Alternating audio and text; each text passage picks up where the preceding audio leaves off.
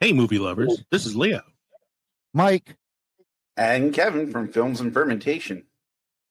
If you love comedy, movies, and a good drink in hand, then you need to check out the Pod Nation Media Network. It's home to a variety of amazing podcasts covering everything from pulp culture to history and, of course, movies like ours. And the best part, Pod Nation Media Network is featured on Roku, so you can stream your favorite podcasts anytime. Alongside Films and Fermentation, you'll find other fantastic shows like the KJ&A podcast, The Undiscovered Entrepreneur, Real Sharks, and so many more. So grab a drink, press play, and join the fun with Pod Nation Media Network. Because everything's better with a little comedy, movies, and booze. Learn more by going to linktree.com/podnationpods. Films and fermentation, movies and inebriation with films and fermentation, comedy mixed with tasty libation. Films and fermentation with Leo, Kevman, and Mike.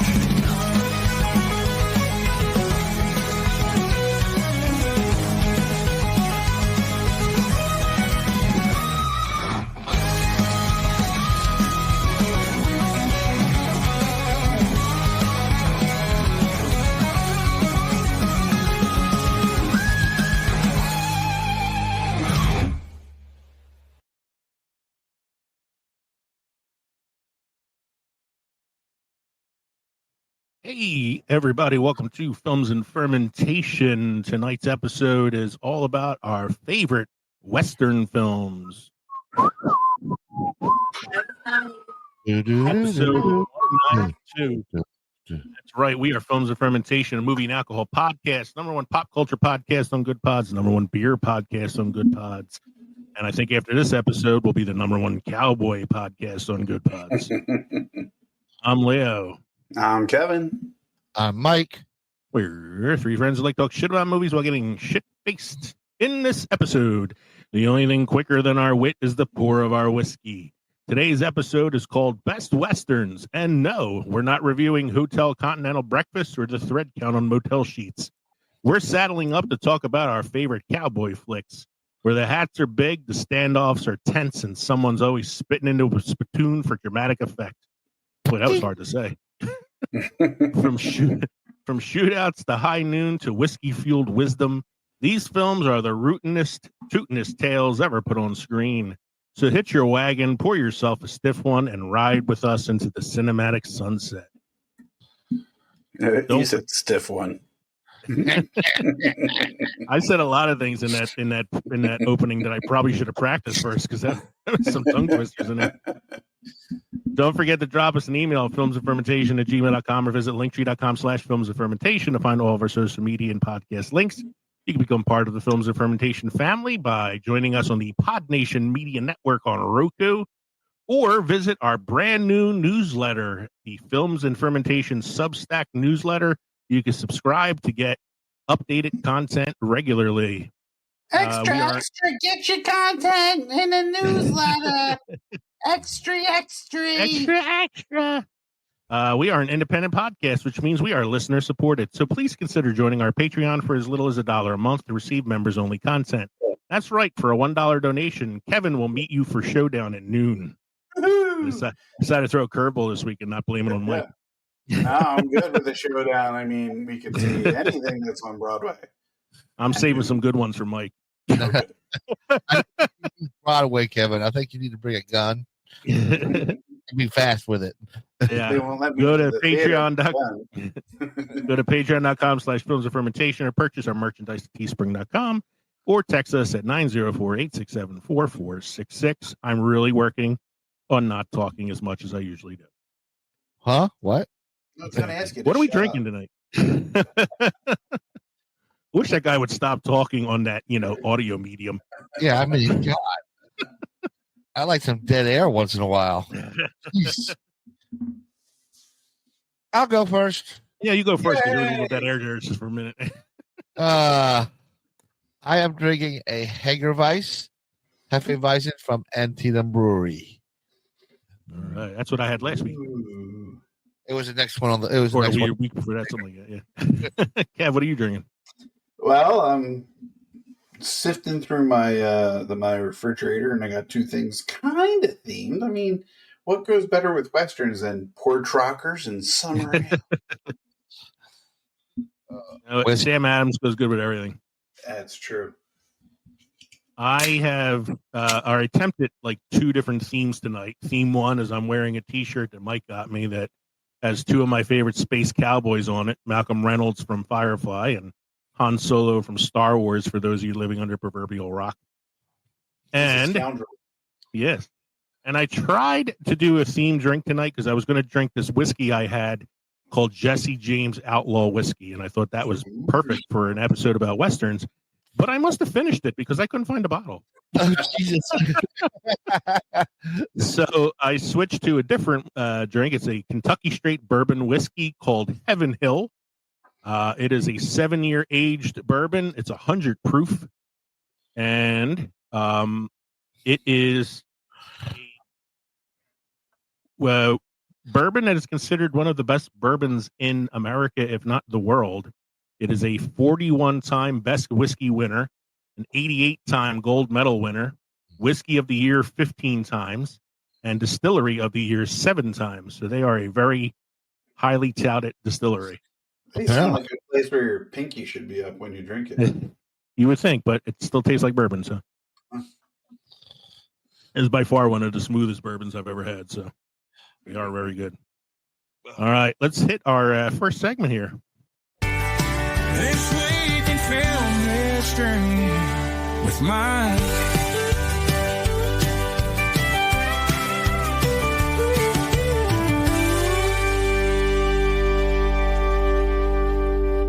This week in film history with Mike.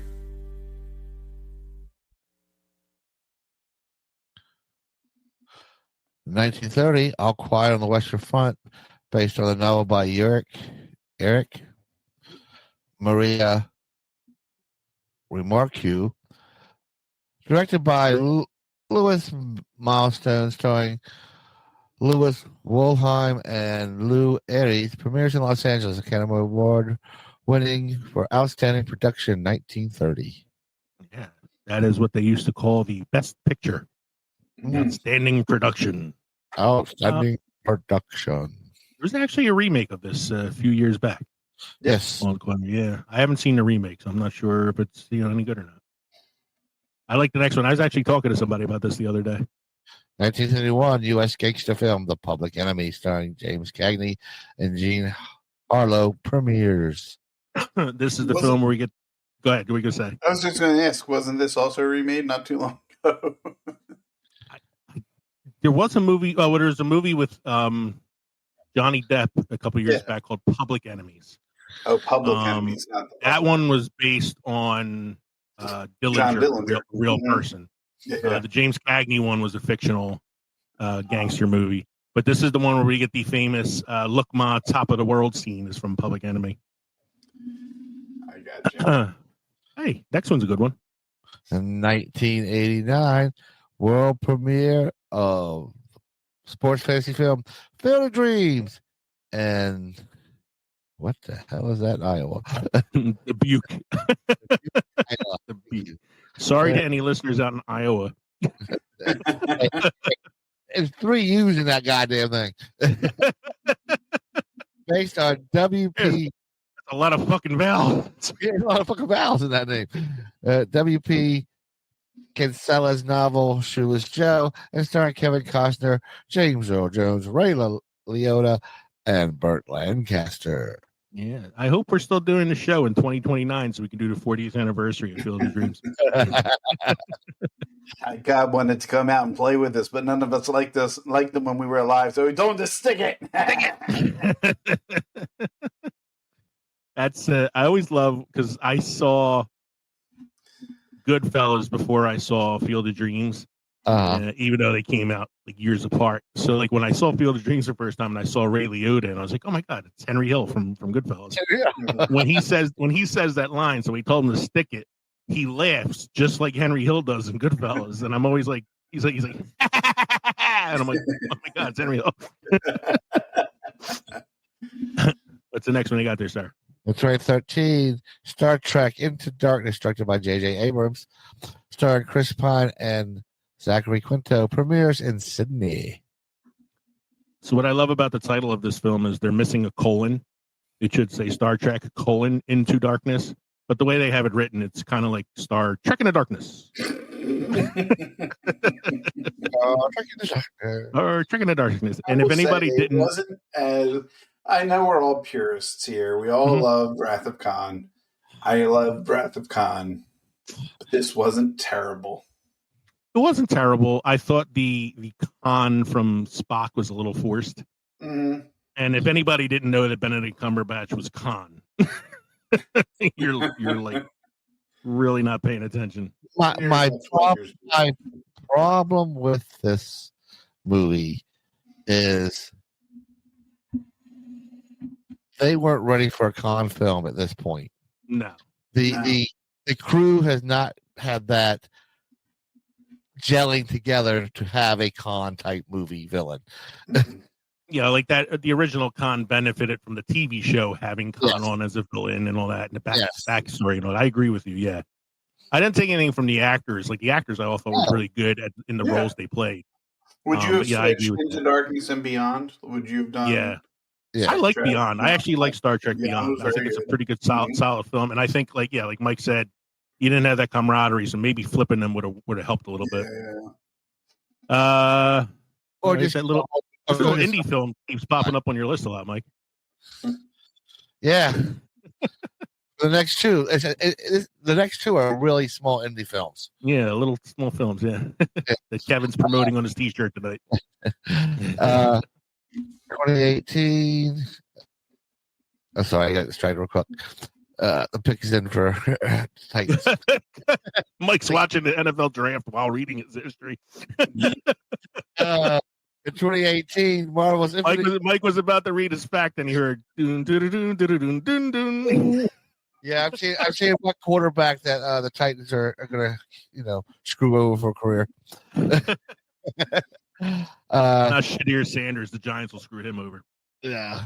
2018, Marvel's Avengers: Infinity War, directed by Anthony and Joe Russo, starring Chris Evans, Robert Downey Jr., and a large ensemble cast, premieres in Los Angeles, California. A large ensemble cast, no shit. However, we just saw the teaser for Doomsday, and that went on for like 5 minutes of just director's chairs of everybody and their mother. I know, right? It was like, and then like some of them, and like I think some of them, like Chris Evans was on there, and like are going to be playing like variant characters too. So it's going to be kind of interesting. I mean, I think they have the cab driver from Deadpool, and he had his little director's should have his name on there, but like, fuck that guy. What's the last one you got there, Mike? In 2019, Marvel film Avengers Endgame, directed by Anthony and Joe Russo, starring Robert Downey Jr. and Chris Evans, and an ensemble cast, premieres in Los Angeles, California. At the time, the largest ensemble cast in the film, I believe. I can't believe it was 2019. It feels so much longer than that since it came out. I don't know. Crazy. All right, so we flipped the format a little bit tonight. So our next segment here is going to be all Kevs.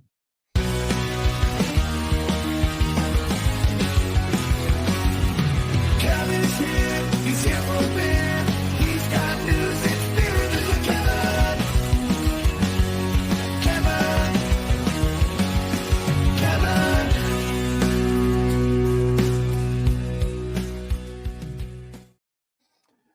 We here at Films and Fermentation strongly encourage all of our listeners to drink responsibly and not to get themselves involved in situations where they could be pulled over or arrested for DUIs. And if you're in Florida, that goes double. Suspected drunk driver chugs beer in front of Lakeland officers, tells them that he has 3 DUI convictions. That's coming from the Lakeland Police Department. A man Excellent disclaimer before reading that headline. Man who Lakeland police said drank a beer in front of them while sitting in the driver's seat was arrested for DUI on the his fourth DUI last week. According to Lakeland Police Department, officers went to the 600 block of Bay Street shortly before 4 a.m. on April 19th to investigate a black truck that appeared to have hit another vehicle in the parking lot. Responding officers say that Juan Francisco was inside the running truck drinking a beer. Police said Francisco did not immediately open the truck's door, but continued to drink his beer. When officers were finally able to gain access to the truck, they said they put the truck in park and found 5 empty beer bottles inside. According to the police, Francisco told them that he had 3 previous DUI convictions, which they were able to verify. Surprise, surprise. Officers said Francisco was evaluated for impairment because he had slow, slurred speech, bloodshot, watery eyes, and smelled of alcohol. You think? However, police said he refused to cooperate with sobriety exercises and was arrested for DUI, his 4th offense, refusal to submit to DUI tests after license suspension, and knowingly driving while his license was suspended. Did you have any doubt that it came from Florida? Did you? Were you shocked? Did it just blow your mind that this information was about I drifted Florida? off at one point because you said the guy's name was Francisco, and I just kept saying in my head, Francisco. Actually, I am surprised because I saw something on Facebook that said, "Welcome to Pennsylvania, the drunkest state." Well, just because we're the drunkest state doesn't mean we have the most DUIs. We're not the stupidest state. Florida. I apologize to any listeners we have in Florida. We didn't say Kevin's opinions are not the opinions of the Film Virtuation Pocket. As a matter of fact, wait a second. Yeah, Look, I'm not saying everybody is in Florida is stupid. I'm just saying there's a reason why it's called Florida Man, and just that's Lakeland County, globally known thing. Can I tell a side story to this? Yeah, sure. It's not really related, but it kind of is. My wife was late getting to work yesterday because the train stopped. She's riding the train into work, and they had to stop the train for a few minutes. And she wasn't sure what was going on. They said something about somebody climbing on top of the train. Later on that day, we were at my nephew's Little League game, and one of the other kids on the team's dad is a traffic cop whom my wife knows and sees sometimes in the morning. Not traffic cop, a transit cop. And she sees him sometimes in the morning at the train station. So when we saw him at the game last night, she said, "Hey, do you know what happened with the train stoppage this morning?" He said, "Yeah, there was a guy who walked out the door of the subway train and was hanging over the chains. And they saw him, and the conductor thought the guy was trying to jump or something, so he stopped the train. The guy then climbed on top of the train and ran down the length of the train, jumped off, and ran up the steps and got away before they were able to arrest him. Later that day, he showed up again and did the same thing. But this time they caught him. And the police said, they were trying to arrest the guy. He was trying to resist arrest. And he said, "Listen, I'll let you take me in. All I need is $27. I said, "Why did he need $27? He goes, "I don't know. We told him we were going to give him $27, and then when he gave up, we just arrested him." He said later on that the guy was high on laced marijuana. Oh. Where's my $27? Where's my dress? That's why I need $27. Laced marijuana is expensive. They got this monster asked for $3.50. So yeah, sometimes it happens in Philadelphia as well as in Florida. Very, very true. So I didn't look at the next article. To the people of Florida for my comments. They do not reflect We that. apologize to the people of Florida for your comments. We apologize to the people of Philadelphia for my comments. And we apologize to the people of Dubuque, Iowa for having so many fucking vowels in your name. Hey, sorry for shit. So I'm looking at your second one here, Kevin. I didn't read the article yet, but I want to ask, is Mr. Irrelevant a reference to Brock Purdy of the San Francisco 49ers? It is a reference to the NFL. Yeah, because Mr. Relevant's usually the last pick in the draft. There there you go. So go ahead. And it's apropos because Mike is watching the draft while trying to But I record. thought, yeah, beer named after Mr. Irrelevant. I'm ready to hear about it. Green Bay's Badger State Brewing and Sheboygan's Three Sheeps Brewing announced a collaborative beer, Mr. Irrelevant, a nod to the nickname given to the last player selected in the National Football League's draft. The West Coast style Pilsner will be released on April 24th. That's today. And the first day of the draft. Mr. Irrelevant will be available exclusively at Badger State Brewing in Green Bay and at the Three Sheeps Tap Room in Sheboygan. That's it. And where's the draft? In Green Bay. In Green Bay. I would try it. Yeah. Travis Hunter, Colorado. All right. Is he Mr. Irrelevant this year? No, he's number 2. That's the second pick of the draft. Yeah, we haven't gotten anywhere near. Very relevant. Very, very relevant. We haven't gotten anywhere near Mr. Irrelevant. Really relevant. You won't find out. We'll find out Mr. Irrelevant until Saturday afternoon. Saturday or Sunday? Saturday or Sunday, yeah. And is that anything else? And as we all enjoy Mhm. A pint, sometimes we need a pint of something sweeter, right? So this is a tale of 2 pints. Memorial marathoners get themed ice cream and beer at the finish line. The Oklahoma City Memorial Marathon collaborated with 2 local businesses to create custom treats for finish line festivities. This year, the Oklahoma City Memorial Marathon partnered with a local ice cream shop. Excuse me. Sorry, Adrian.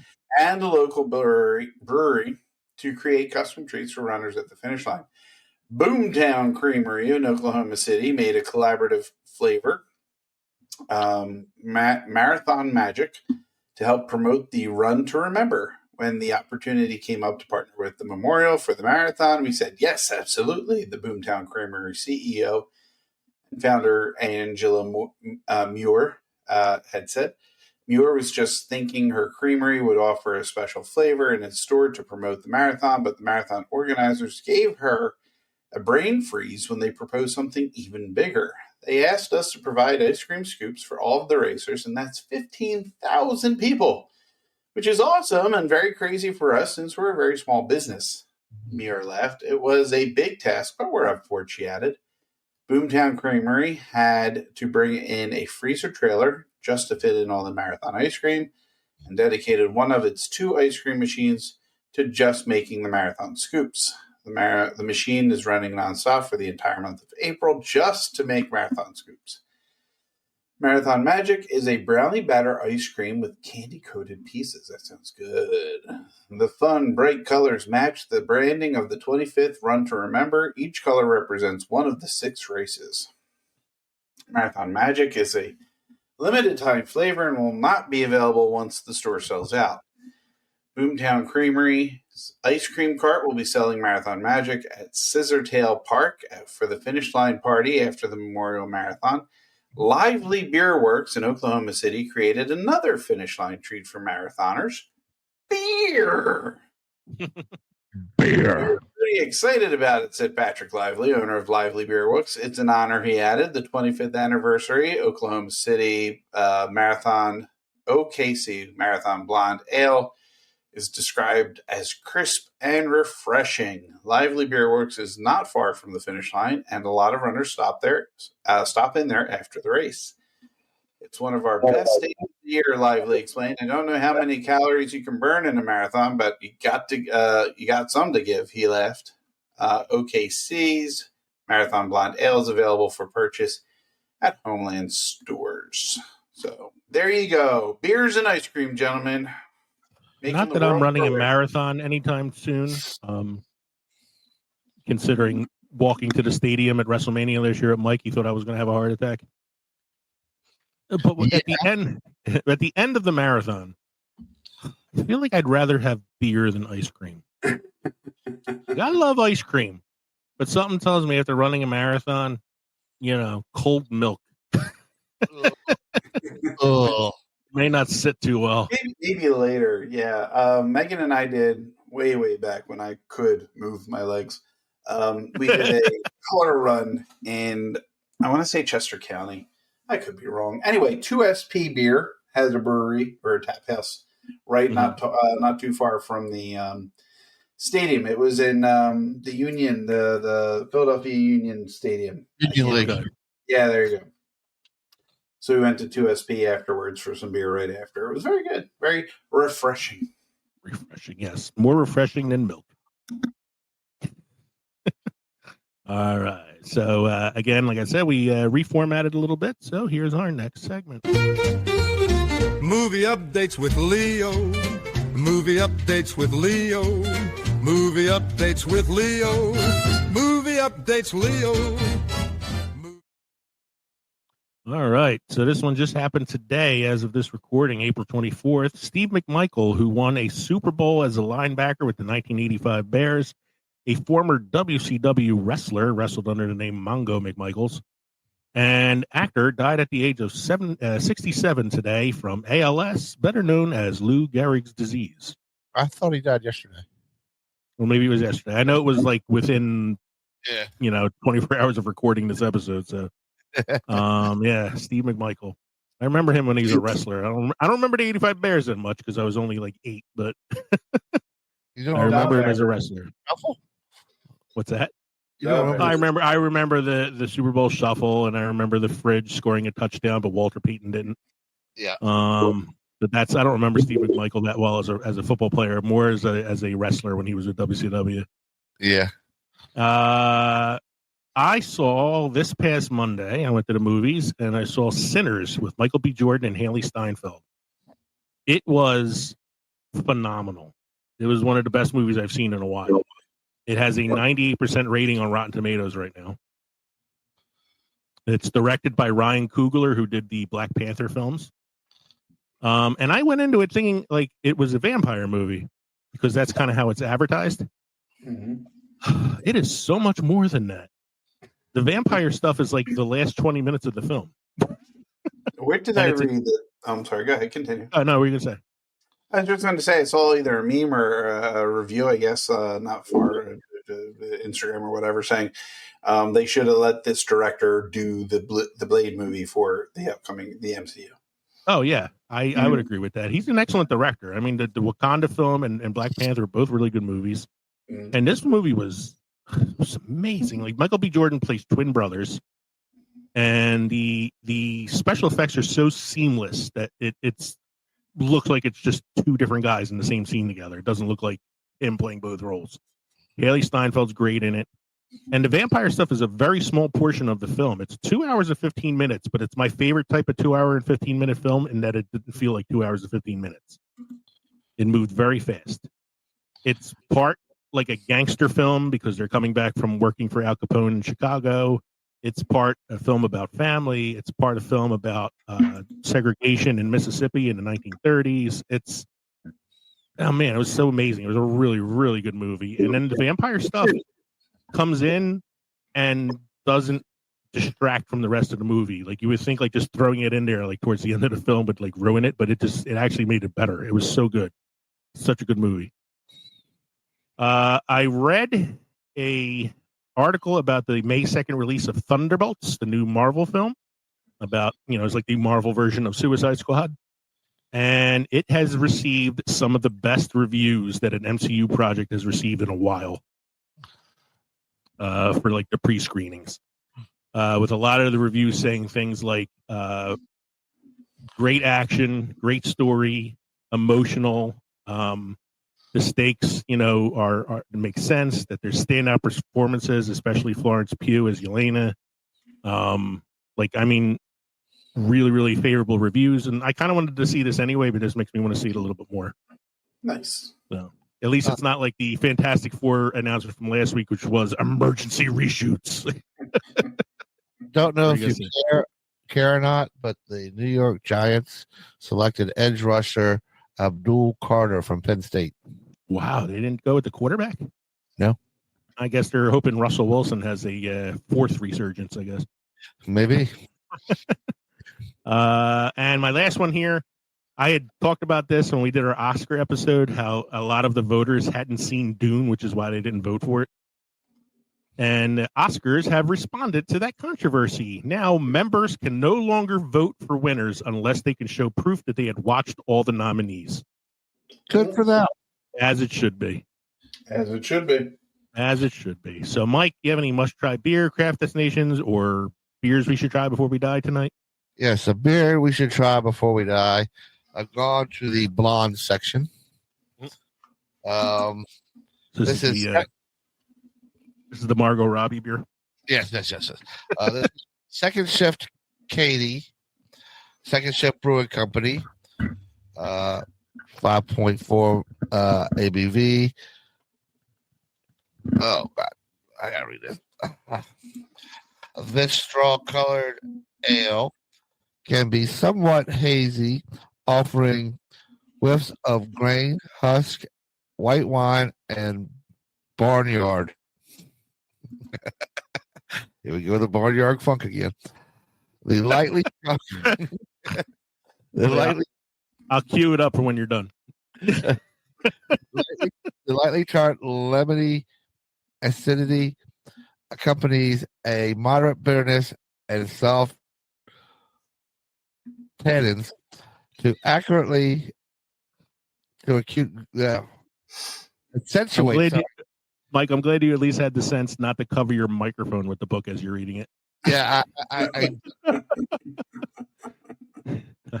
1,000 beers to try before you die. Not an official sponsor of Films of Fermentation. accentuate the dryness. That's about it. There you go. Second All right. Shift Brewing Katie. All right. Here's your barnyard funk. Barnyard again. Down the dusty old road where the rhythm meets the ranch and the funk overloads. The pigs are in the pan, keeping time with their snouts, and the chickens in the rafters got the funk all figured out.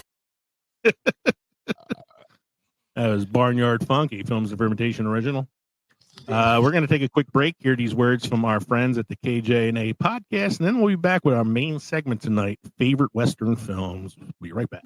Hey, I'm Kevin. And I'm Jay from the KJ&A podcast. Join us each week where we discuss comics, movies, anime, video games, and current events. Basically anything to make you laugh and have a good time with all the tangents. You can find us on Twitter, X, Facebook, Instagram, Threads, Patreon, and all the things at KJ&A podcast.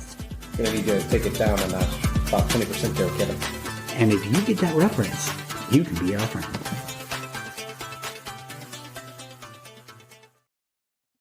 Yeah, okay. Welcome back. Everybody knows this theme.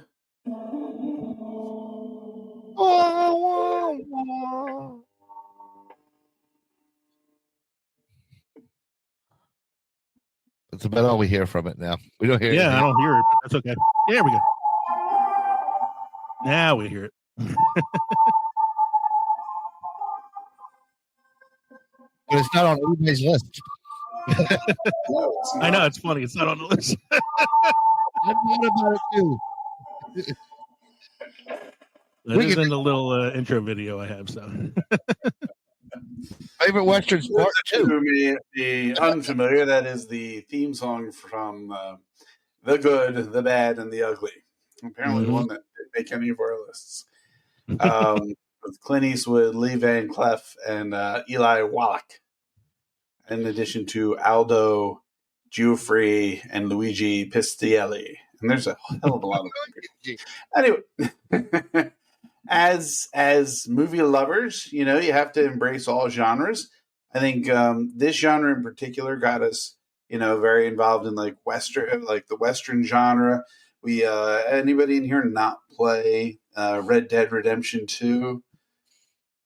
I have. No, I got no. You never played Red Dead Redemption? No, I have it. I have it on PlayStation. Okay. I played it. Yeah. Okay. I thought you were gonna say, has any of us not played Oregon Trail? We all died of dysentery that year. So we were. I played Cowboys and Indians. You played Cowboys and Indians. I played Cowboys and Aliens. Oh, we should have put that on the list. Forgot that one. You and I saw it in the theater. We did. I'm You know? sorry. We had very high expectations that were shot down very quickly. That was a John Favreau one too, wasn't it? That was John Favreau. It was Roger. What's his name? Daniel Craig, Harrison Craig, Ford, Olivia Wilde. Olivia Wilde had big names and big disappointments. Well, you gotta believe in ancient aliens to get involved with it. Come on, guys. I know. Anyway, we were going to go through the top Western movies that each of us would really like to talk about and compile a list of 5 each, which for some is a daunting task in and of itself, but It he really managed was. to restrain himself as he would a villain tying up a young maiden to throw in front of a train. So he's condensed it down to 5. Actually, of the 3 of us, Mike is the one that we had to be more careful with because he can go off on tangents. I mean, you just have to say Duke to him, and he's like, "Whoa, hold on for a second," and he just goes off.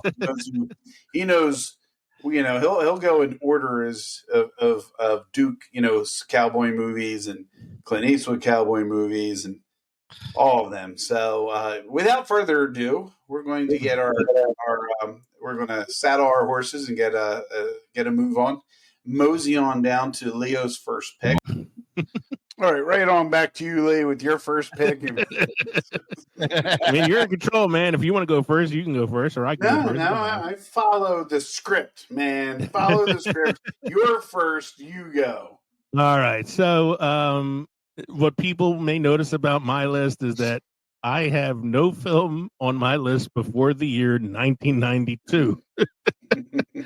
My love of Western films is a little more modern. I do love some of the older ones, but when I think of some of my favorites, they fall onto this list. And one of those is in that video. It was Unforgiven from 1992, starring Clint Eastwood, Gene Hackman, Richard Harris, and Morgan Freeman. I love this movie. It's one of my favorite movies, not just like Western, but just in general. It's a great movie. Directed by Eastwood, starring Eastwood. It won Best Picture, it won Best Director, it won a supporting acting Oscar for Gene Hackman, who is amazing in it. Everybody in the film is great. It's a tale of a cowboy killer who gave up his killing ways when he met the woman who he fell in love with, and she dies. Unfortunately, he's left to raise their 2 kids alone. And when an opportunity comes his way to make some money to get him out of his debt, by killing these 2 cowboys who cut up a prostitute, he decides he's going to pick up the gun again and go back in town to kill these guys. And it's called Unforgiven because it's how the sins of our past kind of follow us where we go. It's got some great scenes, some great monologues in it. And my favorite Clint Eastwood moment of a number of Clint Eastwood moments is when he's about to, spoiler alert, kill Gene Hackman's character, Little Bill. Little Bill says to him, "I'm going to see you in hell, William Money." And in typical Clint Eastwood fashion, he responds with, "Yeah." Before shooting him. I love this movie. It's so good. This is a good movie. It's one that I haven't watched nearly enough. I've only seen it a handful of times, but I like the collaboration between Eastwood and Morgan Freeman. One of Gene Hackman's, more notable roles. Mm-hmm. It was an awesome year in the Oscars too, because you had this and you had Few Good Men kind of fighting with each other for all the top awards. Like he beat out Nicholson for Best Supporting Actor that year, and any other year I think Nicholson would have won for A Few Good Men. But Gene Hackman really stole the show in this film. Well, my understanding is some of the voters didn't watch A Few Good Men, so they didn't vote on it. Yeah, right. Yeah. I thought A Few Good Men just to keep their 7 steps to Kevin Bacon going. you kind of need that in a repertory if you're going to do 6 steps to Kevin Bacon. I don't have too much else to say about this, man. I mean, it's if you have never seen Unforgiven, you're a fan of the Western genre, or you're just fans of great movies in general, man. Well acted, well directed, well written. Check out Unforgiven from 1992. It's really worth the time. Okay. Mike, your next one has been remade. But you're referencing the original, but not the original. Not the original. No. This is a Western based off of something else. Maybe you could give us more insight on that. It's a adaptation of Seven Samurais. Mm-hmm. So, to me, I have not seen the Seven Samurai, so I can't say to this. I have. It's a good movie. I have seen the remake of the Magnificent Seven, which I didn't hate. Mm-hmm. I still think this is the better version. Okay. Like- Well, it's got Yul Brynner. You can't go wrong with Yul Brynner. It's not just Yul Brynner. It's got Yul Brynner. Yeah, because when I think cowboy, I think Yul Brynner. You do. You He did several Western movies. He did a movie called Westworld. I mean, come on. Yes. Yul Brynner, Steve McQueen, Charles Bronson, James Corbin, and Robert Vaughn. Just to name a few of the Western stars that was in this movie. Just a few. Just a few. It was directed by John Sturges. It's a movie. Get my spot. Where's my spot? Bandits terrorize a small Mexican farming village each year. Several of the village elders send 3 of their farmers to the United States in search for gunmen to defend them. They end up with 7, each arriving for his own reason. They must prepare a town to repulse an army of 30 bandits. More or less, that's it. And each of the 7 has like a specialty, right? I don't think they have a specialty, but they each have their own reasons for coming there. Oh, okay. Like Vaughn's character used to be a really fast gunman, and then somewhere he lost his nerve. Who else we got here? Charles Bronson his character sympathized with the village because he's half Irish, half something or another, and no one ever takes him, treated him well. So each of them have this reason they're there. It's not about the money because there's almost no money worth it. And then the Magnificent Seven rode again a couple years later. They rode again, and Mike 7 rides again. The Guns of the Magnificent Seven. Mm-hmm. There was a couple remake. A couple of sequels, yeah. There's a couple quotes that I like from the movie. Chico, which is the young kid, and Britt, which is Corbin's character. Chico goes, that's the greatest shot I've ever seen. Britt, Corbin's character, goes, the worst. I was aiming for the horse. Another one that I liked from Corbin's character was, nobody throws me my own guns and tells me to run. I think what really makes this movie is how Brenner and McQueen, just the banter between those two throughout the whole movie makes this movie, I think. Okay. You need chemistry amongst your cast, and it was we talked about ensemble films earlier. It's an ensemble cast. It is. It's got a lot of big names. Now I've seen the movie. This is based on Seven Samurai. It's Akira Kurosawa, who's a legendary Japanese director. He's one of my. Was Yul Brynner in that one too? No, it was not Yul Brynner. It was a bunch of Japanese guys, and it's a similar. The story is very similar. It's like these 7 samurai who are recruited to come to this town and help them, and they all have reasons for doing it, etc. So the Magnificent Seven carries it very well. And like you said, like it's an adaptation. It's not a remake, right? So it's kind of like how The Departed is an adaptation of a Japanese film as well, and so it doesn't try to be something else. This story can only lend itself to certain time frames and places, like Japan, maybe. You couldn't show this story in England, in the medieval times, like knights and stuff. It wouldn't work because the lords take care of it wouldn't work. But Mexican, Texas, the West, which was lawless, it's a perfect place to put this story. It's a great movie. Yeah. Thanks, Mike. One that I know we have all mentioned at least once before. This is one of my personal favorites. It's kind of like it comes on and I need to finish watching it or watch it from the beginning. Is 1993's Tombstone, starring Russell Crowe. No, not Russell Crowe.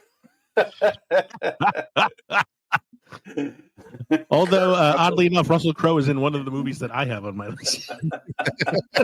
Yes, he is a very early Russell Crowe.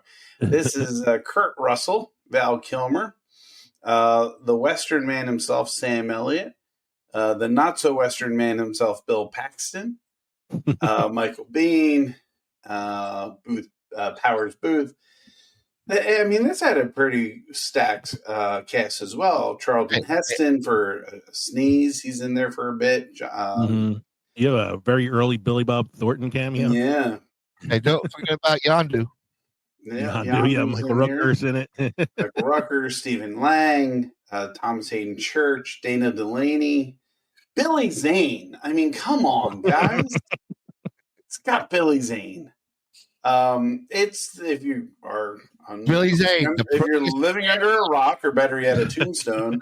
This is a story of Wyatt Earp, a successful lawman who planned to retire in Tombstone, Arizona, but his plans are changed when he's essentially forced into being the lawman to take care of the cowboys.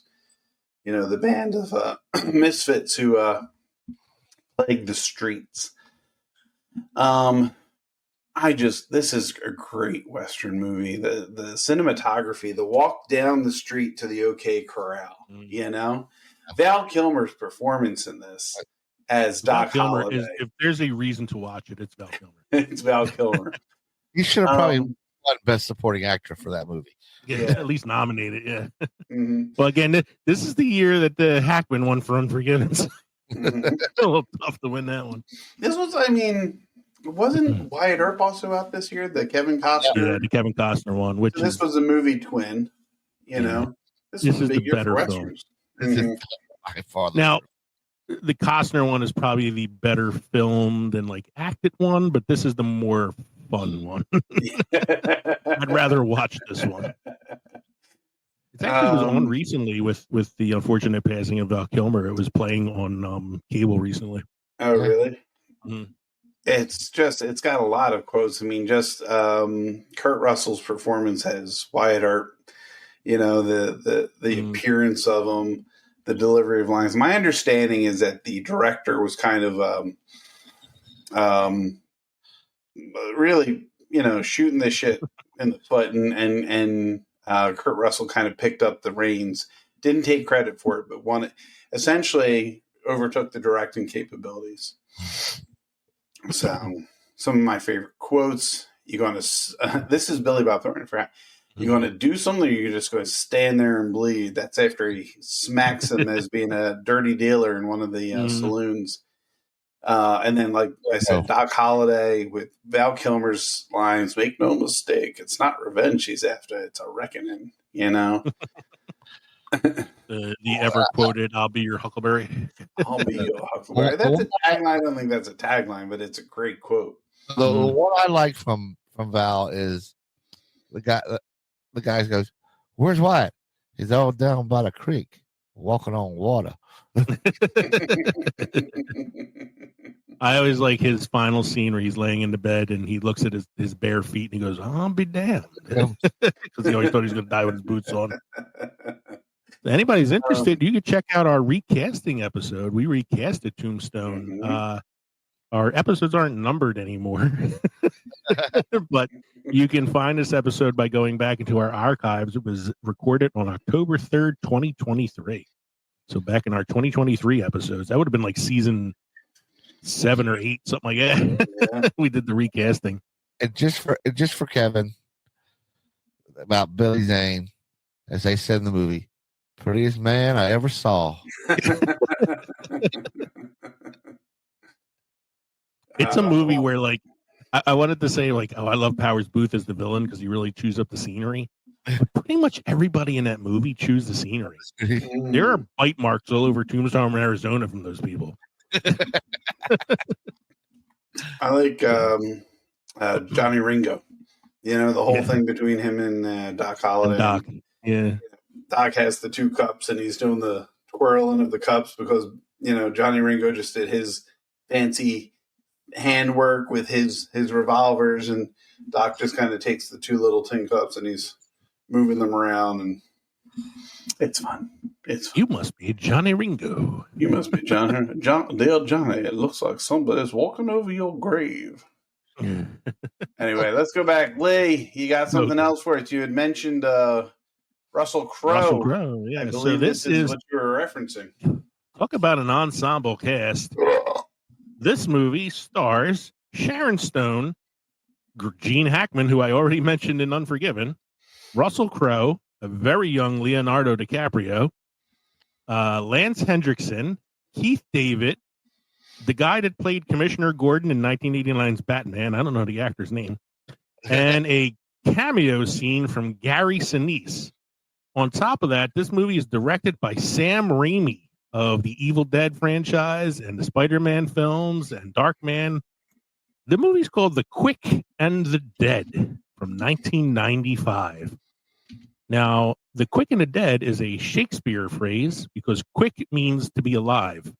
So it means the alive and the dead. But in this case, it also means quick on the draw because this movie is about a bunch of gunfighters who come to this little town for a showdown competition where they see who is the quickest gun.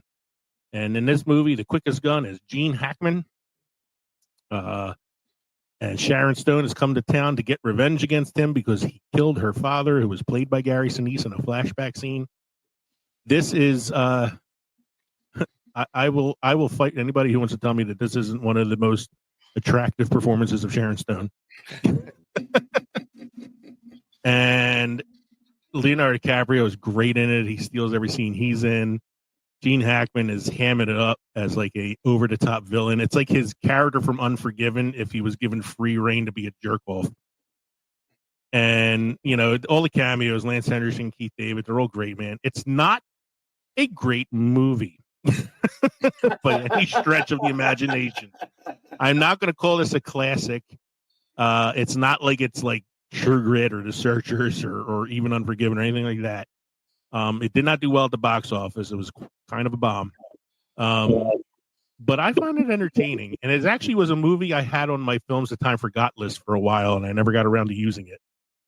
So I'm kind of glad we did this tonight because it gave me an excuse to talk about it without having to make it part of my Films the Time Forgot. But yeah, not a great movie. But then you guys know, and people who listen to the show know, that I have a habit of watching bad films sometimes. Sometimes I regret it, and sometimes there are movies that become regular watches for me, like The Quick and the Dead.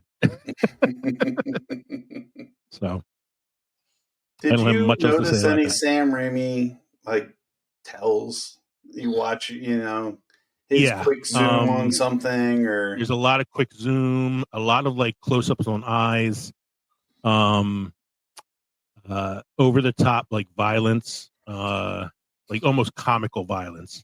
Because if you watch like the Evil Dead films and Darkman and stuff, especially, like really falls in line with that. Not so much with like Spider-Man. But yeah, it's a very Sam Raimi film. Probably not one that people think of first when they think of Sam Raimi. You usually go right to like Evil Dead or Spider-Man. But I always go to Quick and the Dead and Darkman. They're two of my favorite Sam Raimi films. He did Darkman because he wanted to do Batman, and they gave it to Tim Burton instead. So he wrote an original film. But yeah, Quick and the Dead is, now in my opinion, it's a fun movie. Whether or not you agree with me, I don't care. I like the movie anyway. So I don't have much else to say about that. So okay, Mike, you got something about a City of Gold? If I'm reading that right. The movie's called El Dorado, 1966. It's the first of my John Wayne movies. This one has John Wayne, Robert Mitchum, James Caan, Charlene Holt, Paul Fix, Arthur Honeycutt, R.G. Armstrong, and Edward Eisner. Or Asner, excuse me, Ed Asner. It's directed by Howard Hawks. Give you the little blurb. Hired gunman Cole Thornton, John Wayne, turns down a job with Bart Jason, which is Ed Eisner, as it would mean he would fight an old sheriff friend, Robert Mitchum. Some months later, he finds out the lawman is on the bottle, and the top gunman is headed his way to help Jason along with a young Mississippi, James Caan, handy with a knife and now armed with a diabolical shotgun. Cole returns to help. And when he says diabolical shotgun, it's a double barrel, which he has a holster for it. He pulls out like a freaking like a quick draw shotgun. It's not really a quick draw because he ain't quick. That's why he's got the shotgun because he can't shoot for shit. And with the spray pattern, he can't miss. Very, very, very young James Caan. I was going to say, man. I mean, when I looked, I heard you say James Caan. I was like, yeah, James Caan. And then I pull it up, and it's like, wow. Yeah, because this is 66 6 or 7 years before Godfather. So yeah. Yeah. So his name is Alan Badillion Tahern. That's why they call him Mississippi. Good. This shows anything else on this thing. I don't think it was. No. I enjoy this movie. It's very. There's some fun parts. One part is after he turns down the job, the people that Jason's trying to get their farm from because they have the water rights. One of the kids jumps up, actually, gets killed by John Wayne. Long story short, he gets shot in the back by one of them. The bullet gets stuck. It's up against his spine, and every so often he has paralysis on his gun hand.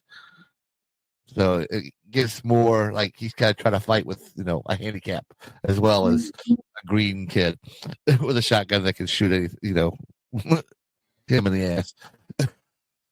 Would you say this is maybe your favorite John Wayne Western, or is that another one reserved for somewhere on your list?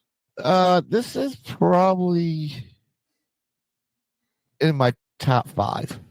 Okay. All right. There's another one that John Wayne did called Rio Bravo, which is similar to this one. Mm-hmm. Except it's got Dean Martin in it. And what's the kid's name? Nelson, the singer, back in the 60s. Doesn't matter. It's similar. It's not bad either. But Sammy Davis Jr. No. You said Dean Martin, I thought, and then singer is like Sammy Davis. Yeah, because when I think of cowboy movies, I think of Sammy Davis Jr. Yeah, no. Ring a ding ding. Hold up your hands there, brother. Yeah. I'd say this is probably my top 5. Okay. Yeah. And there's no mention of a city of gold, because every time I hear the word El Dorado, I think of the city of gold. The town is called El Dorado that they're in, but Okay. once he tells James Caan character that he does he does the poem throughout the whole movie. Oh, okay. Nice. Second on my list is one that Lee said he hadn't seen or hadn't put anything on his list before 1992. I would not have put this on my list if I hadn't had a mother that made me watch it with her. I didn't say I didn't see a movie before 1992. I just didn't put any movies on my list before. Okay. I've seen Silverado. I don't have one that's any later than 88. So, This is a favorite of mine, despite I don't want to say I was forced to watch it. I wasn't forced to watch it, but I was encouraged to watch it because my mother wanted to watch it and she enjoyed it. And I found from watching it, it had funny parts. It was had action to it. I think it must be like a requirement to make a successful Western that it really has to be a stacked cast. I don't know if you could make a Western with no names or fresh faces, you know. Because this one has a stacked cast as well. Let me just give you a little synopsis. It's a band of misfit friends who come together to right the injustices which exist in a small town called Silverado. This has, and remember this is the 80s, so this is a stacked 80s cast. Kevin Kline, Kevin Costner, Danny Glover, Scott Glenn, John Cleese, Brian Dennehy, Rosanna Arquette. Who am I missing here? Brad Leland.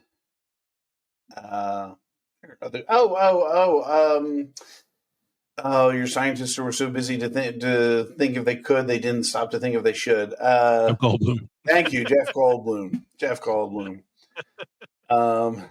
He used the same cowboy outfit he used in Buckaroo Banzai.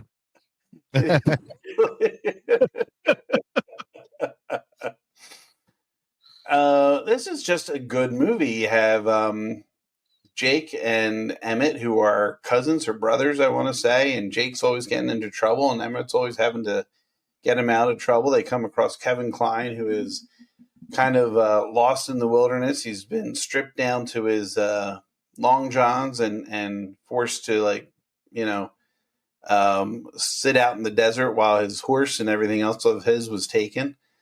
And Scott Glenn's character takes him alongside, and they end up traveling to this place where they're going to help Kevin Costner's character break out of jail because he's scheduled to hang. But it's good. It's a good story. It's got a lot of action to it. Yeah. I got a fun trivia fact for you, Kev, for this one. What's that? So we like to make the joke about Kevin Costner being cut out of The Big Chill as the dead body. Yes. So Big Chill was written and directed by Lawrence Kasdan, who also wrote and directed Silverado, and cast Kevin Costner in Silverado as a way of saying sorry for cutting you out of The Big Chill. So that's how he ended up. It was like one of his first major roles, and it was kind of like a payback thing from Lawrence Kasdan. Something interesting I just saw was that the set for Silverado was used for so many Western themed movies that were coming out at the time: Young Guns, Wyatt Earp, Last Man Standing, Lonesome Dove, All the Pretty Horses, Wild Wild West. Nobody put Wild Wild West on their Yeah. I was fighting with myself over whether or not I should put them.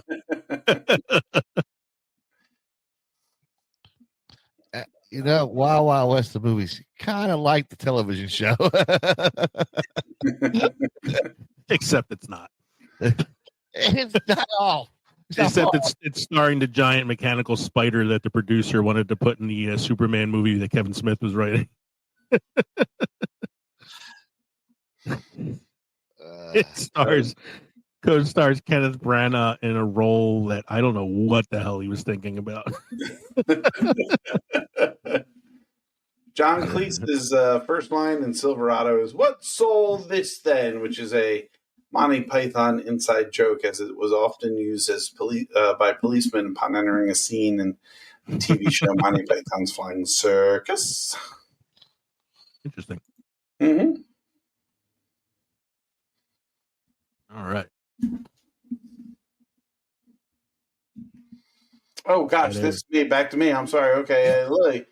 Hey, Lee, you got something to tell us about Hell and High Waters? Yeah, I do. So my next one on my list is 2016's Hell or High Water. This one I came to actually recently. I had no idea this movie existed. It was actually nominated for Best Picture this year.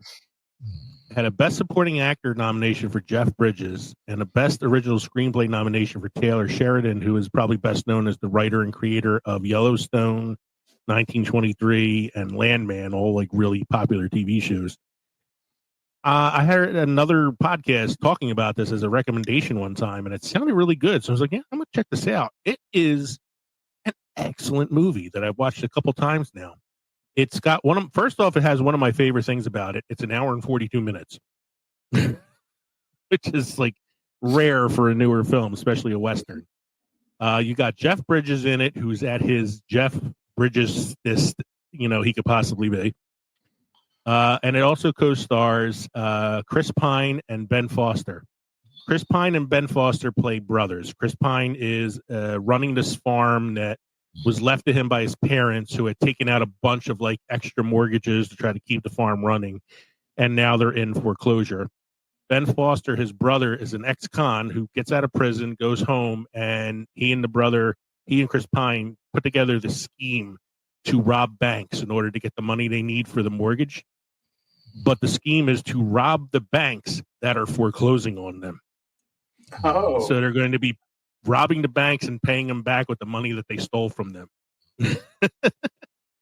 And Jeff Bridges plays the Texas Marshal, U.S. Marshal, sent to track them down and arrest them. It's a gripping movie. The acting is excellent. It breezes by, like I said, because it's only an hour and 42 minutes. It's got some great, gunfight scenes, and it's just. And Jeff Bridges steals the show. He's a supporting actor, but every scene he's in is just amazing.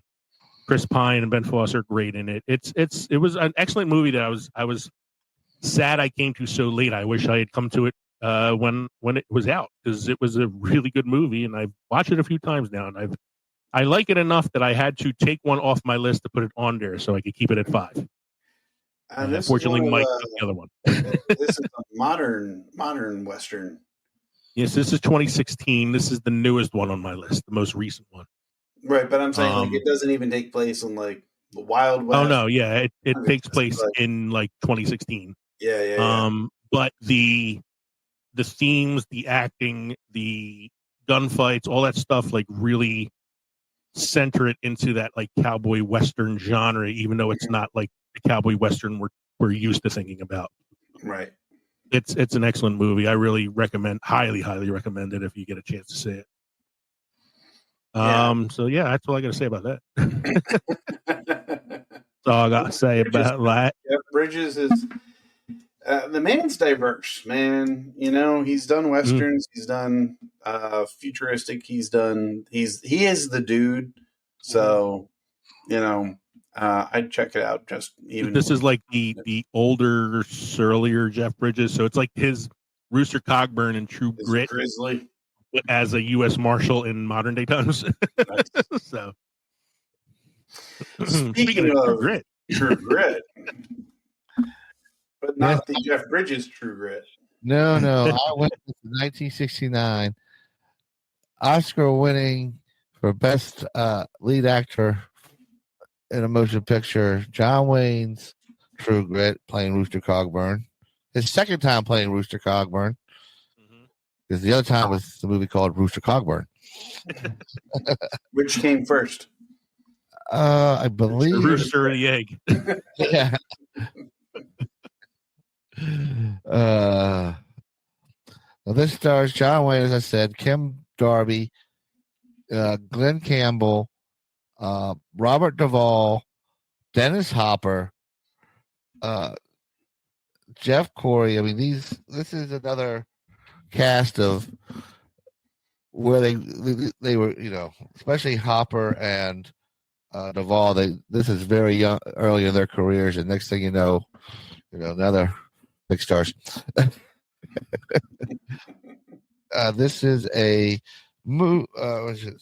directed by Henry Hathaway. A drunken, hard-nosed U.S. Marshal and a Texas Ranger help a stubborn teenager track down her father's murderer in the old American West. The tagline here is the strangest trio ever to track a killer. They ain't lying. Kind of like a career Oscar for Wayne at this point, because he's older and You could argue that there's earlier performances he probably deserved it for. What's even worse is that he still acts for another almost 20 years. Yeah.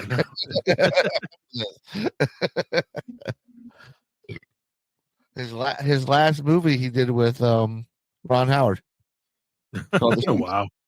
How about Yep. that? Called The Shootist. Yep. That was his last movie. Yeah. As far as like remakes go, like the remake of this is really good too. Mhm. Yeah. It was more, I don't want to say reimagined, but it was changed enough, but Mhm. kept enough of the true story that it works. I feel like the little girl character, which is played by Haley Steinfeld in the remake, has a little bit of a larger role than in the original one. Yeah, I mean, she's there through the whole movie, but she's not. Mhm. Doesn't say a lot. I can only go based off of the remake. I've never seen the original. I probably should. Especially to see a young Dennis Hopper and Robert Duvall. I don't know anything about Kim Darby, but She's the girl. She's the girl. Cool. Dallas Cowboys. Were you done, Mike? I'm sorry. I said the Dallas Cowboys are now on the clock. Oh, yes. And what part does that come into True Grit? Mike's still watching the draft. Hey, you know me. Oh, Kev, so you know the actress in True Grit from '69, Kim Darby, is also in Better Off Dead. Is she? She plays a character named Jenny Meyer. Is she the French girl? I don't know. It just says Jenny Meyer. It's 1985, so she would have been a little older, but I'll have to check it out. Ooh, yeah.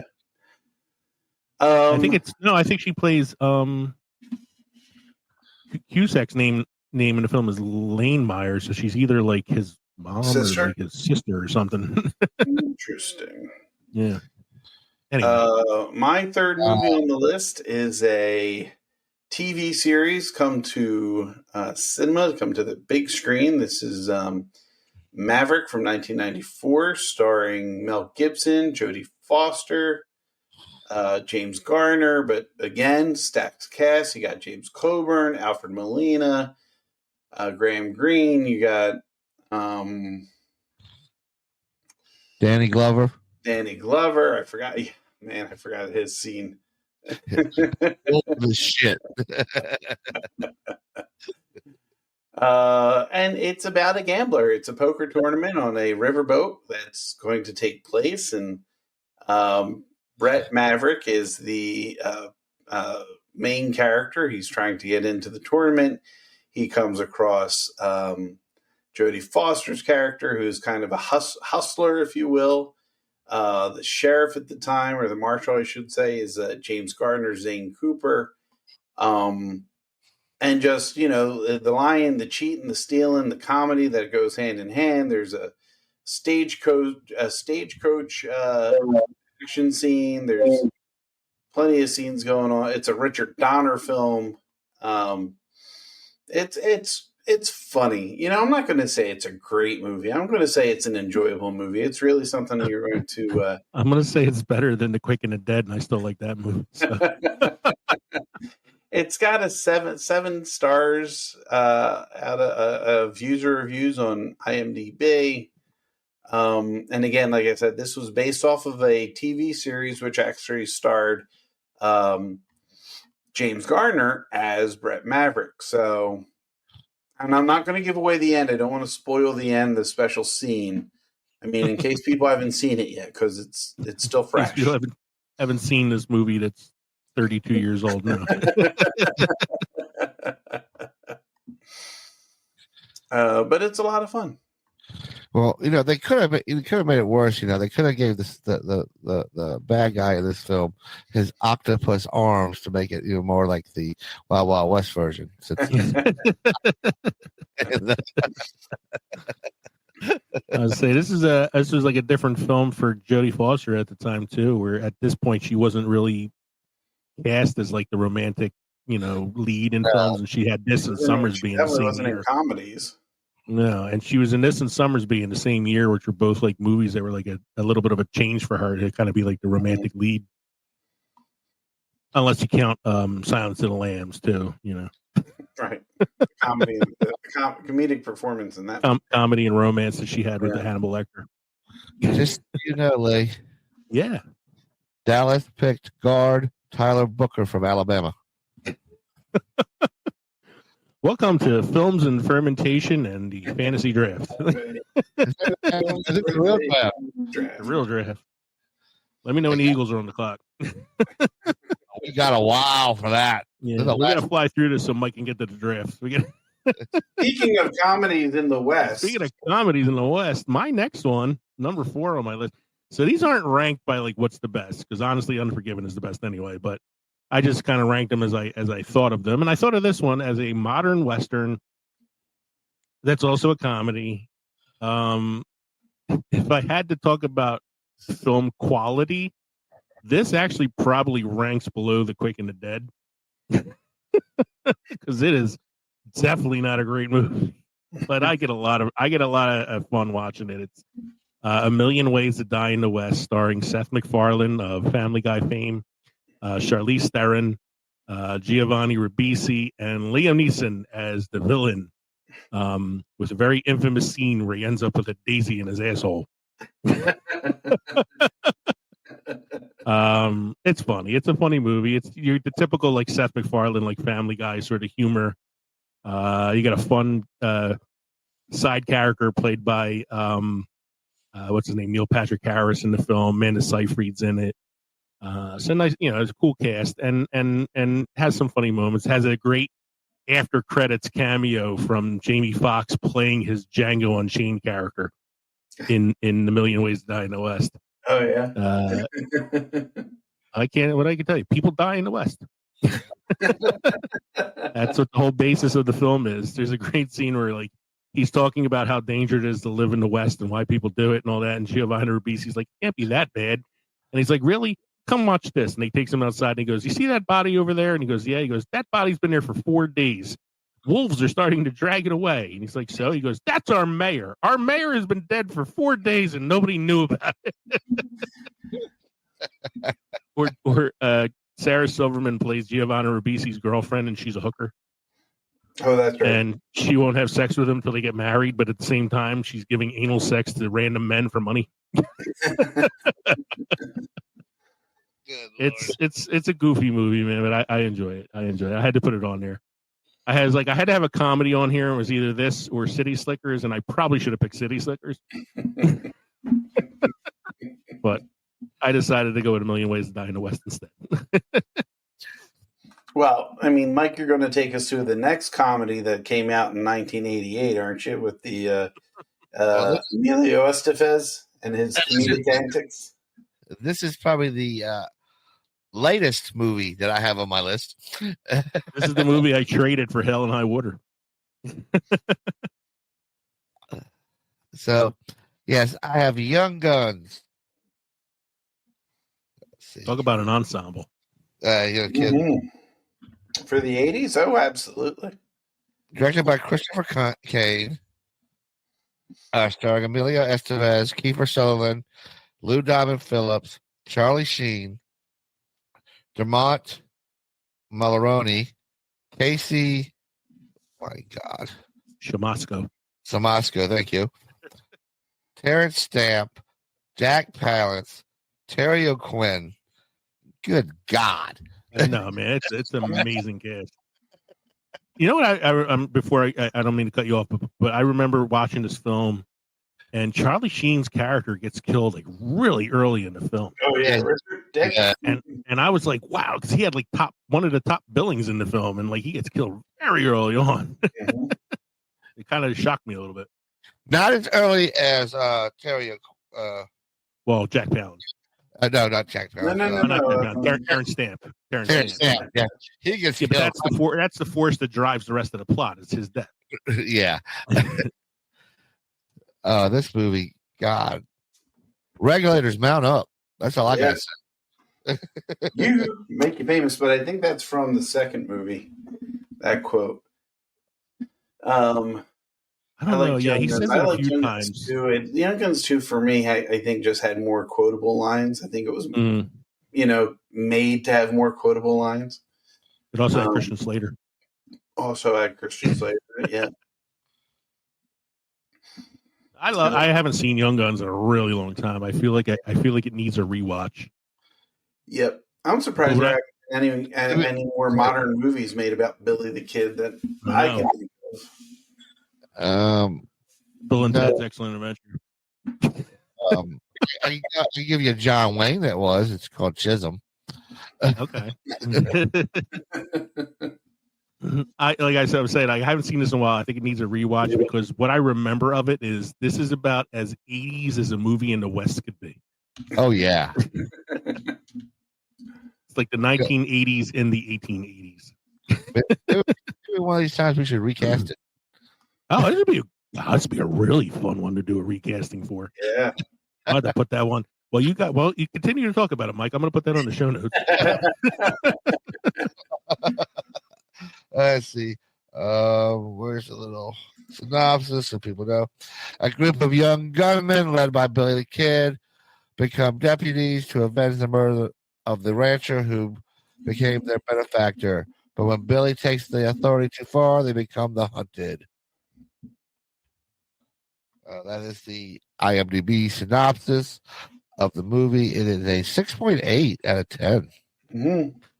It's not bad. It's not just bad, but it still seems a little low. Was Billy Kid ever really deputized with a bunch of regulators to go out? Actually, yeah. Was he? How about that? Here's the more important question. When we recast it, are we using people or Muppets? Oh. Yeah, Muppets. Ozzy the Bear. Regulators, mount up. I think this is going to be on my need to rewatch again soon list.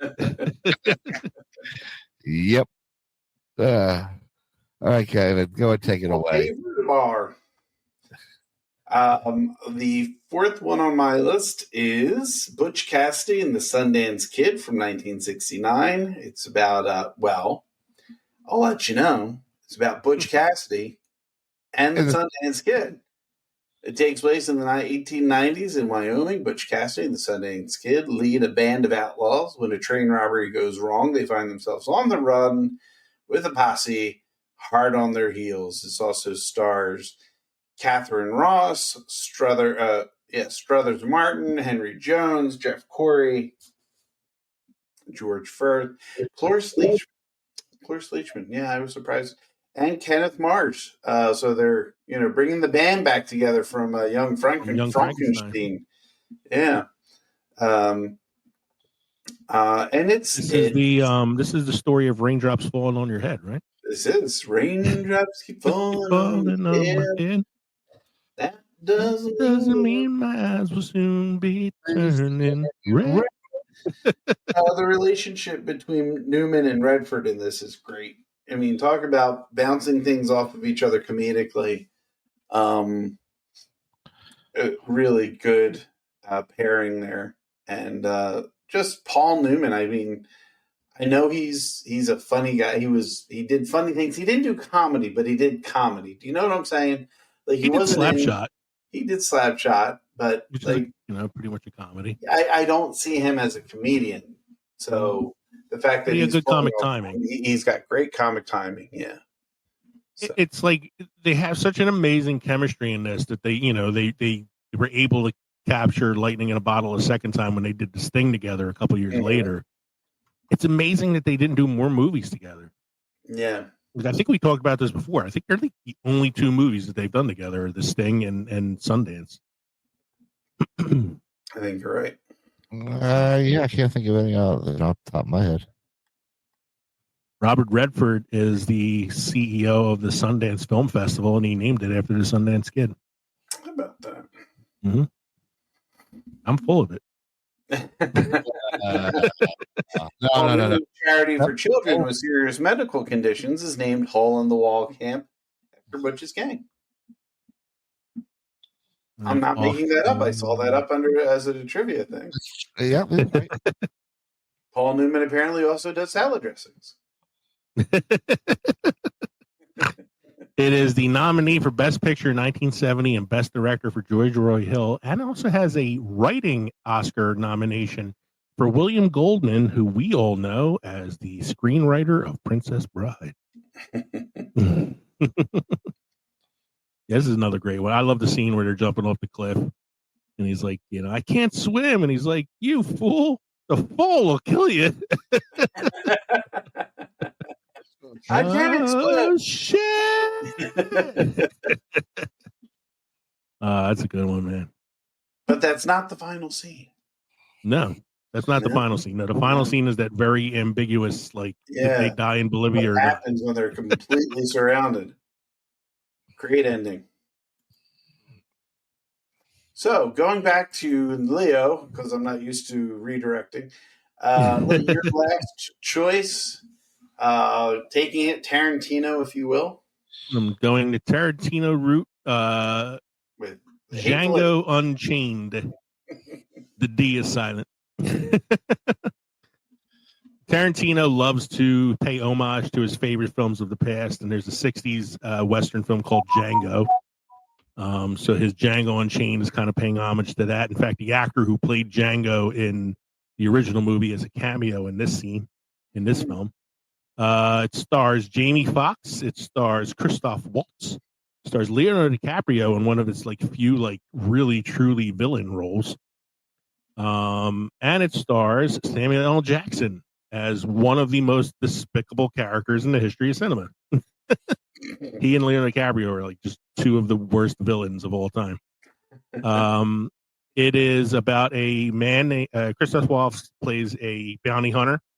Who's looking for a particular group of men. He recruits the help of Django, who is a slave, to help him track down these men and hunt them. And he becomes sort of like Christoph Waltz's protege in the film. He's a natural with a gun.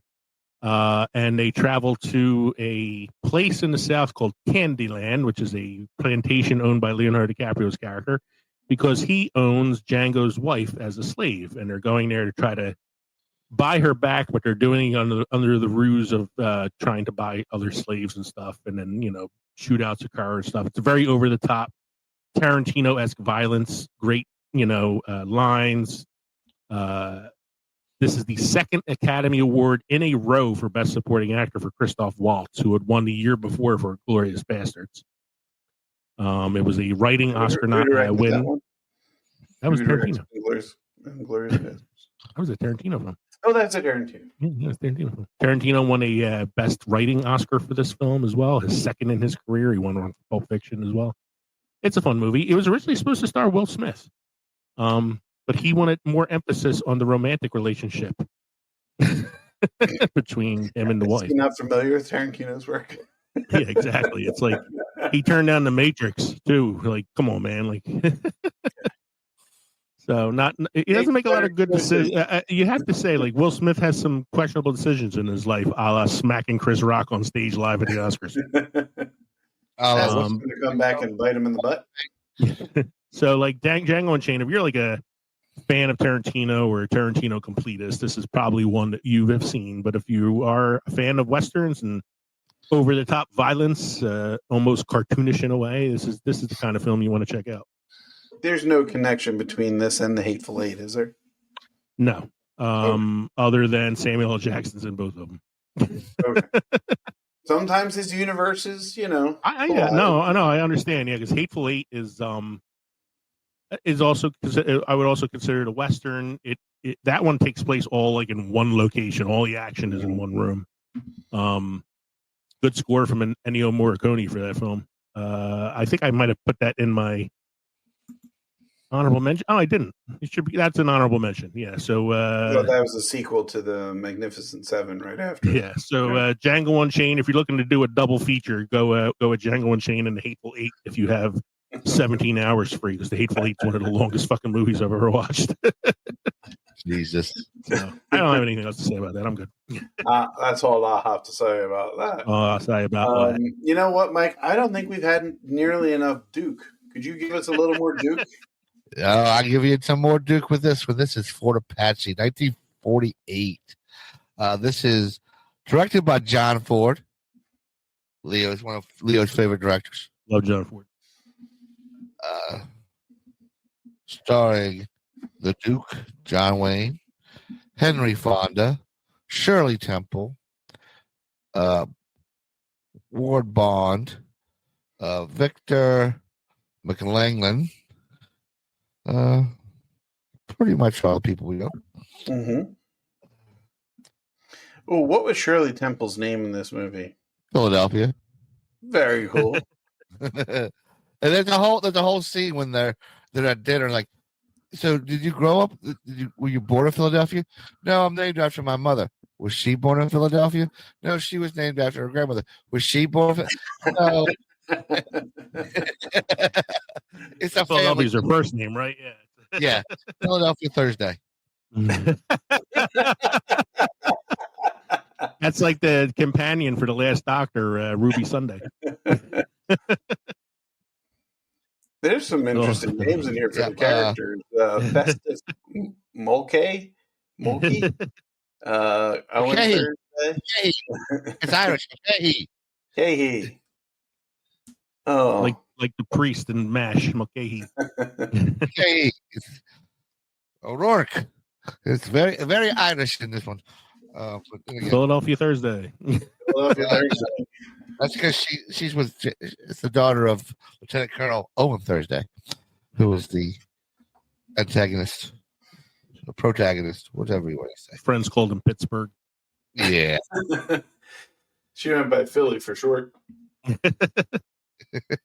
This is the first of what I call the John Wayne, John Ford trilogy, because they did after this one they would do Rio Grande, which is also John Wayne's character's Lieutenant Colonel Kirby York, so he's playing the same character.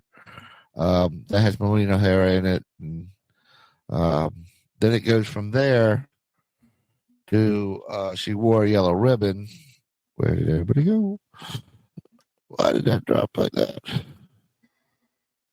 There we go. Yeah. All my screen's minimized for some reason. So, Mike, when you watch your John Wayne westerns, you know you can watch the Star Wars movies either chronologically or by release in theater.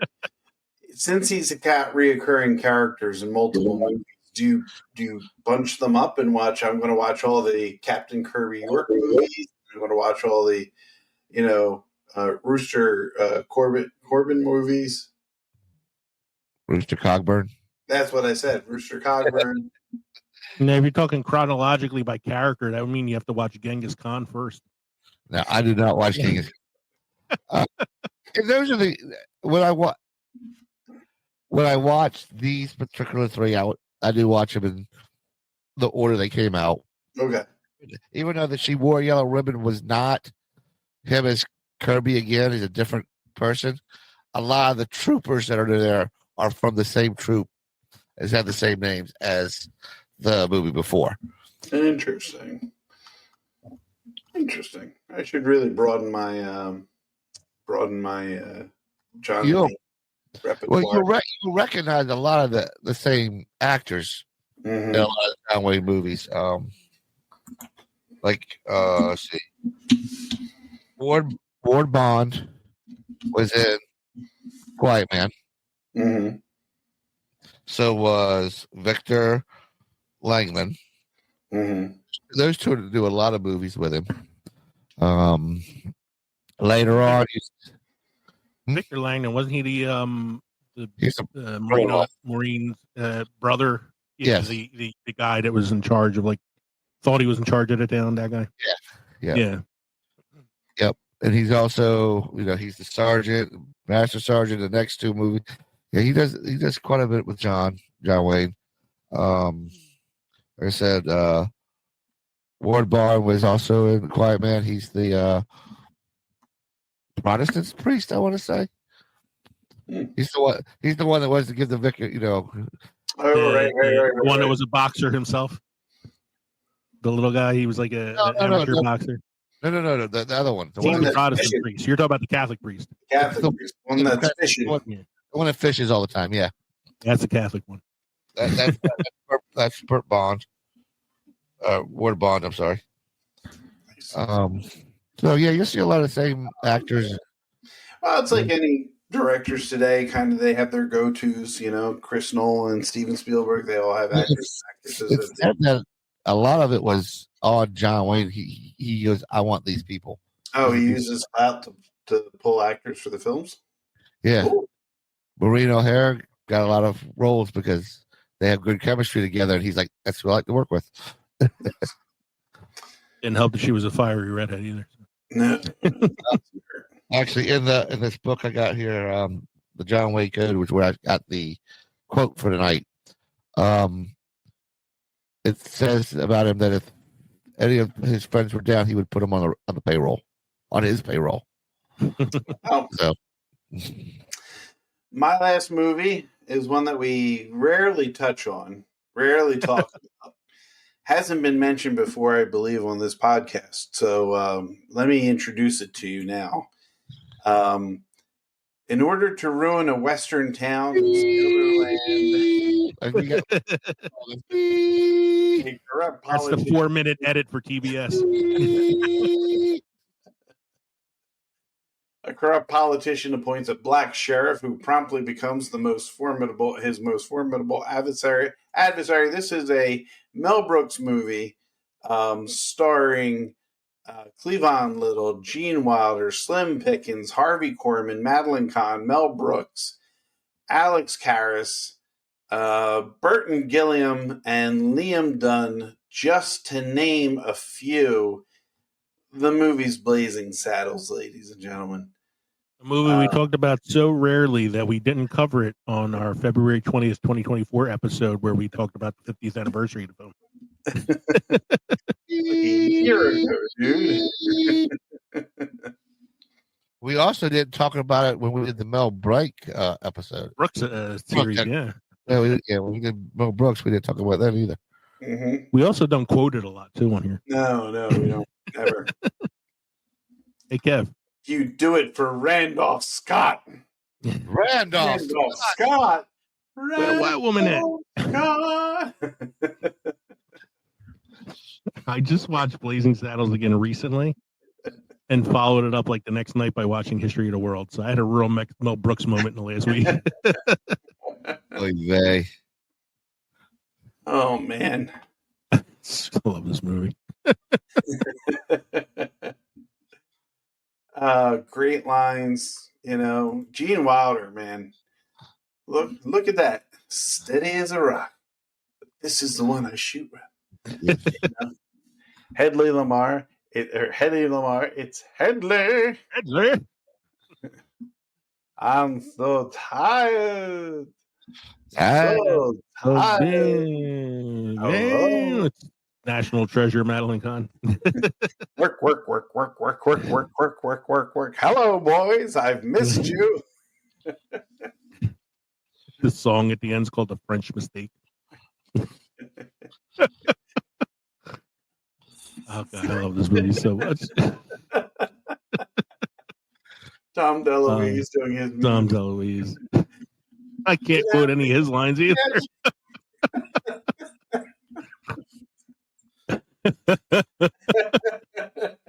Sounds like escaping gas.